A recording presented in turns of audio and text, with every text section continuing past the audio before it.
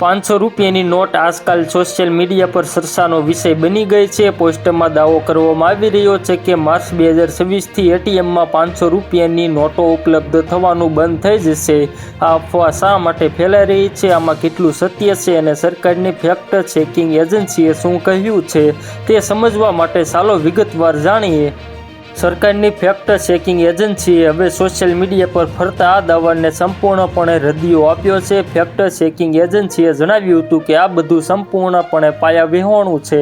સરકારનો ₹500ની નોટને ડિમોટાઇઝ કરવાની કોઈ યોજના નથી કે તેણે આ નોટોને એટીએમમાંથી દૂર કરવાની જાહેરાત કરી નથી।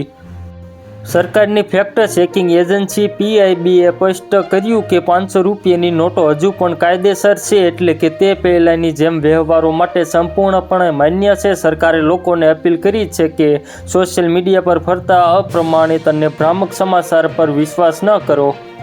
કોઈપણ માહિતી શેર કરતા પહેલાં તેને સત્તાવાર સ્ત્રોત સાથે ચકાસો। ₹500ની નોટો અંગે આવી અફવાઓ ફેલાઈ હોય તેવું આ પહેલીવાર નથી। નોટબંધી અથવા ₹500ની નોટો પર પ્રતિબંધ અંગે અગાઉના દાવાઓ કરવામાં આવ્યા છે, જેને સરકારે ફગાવી દીધા છે।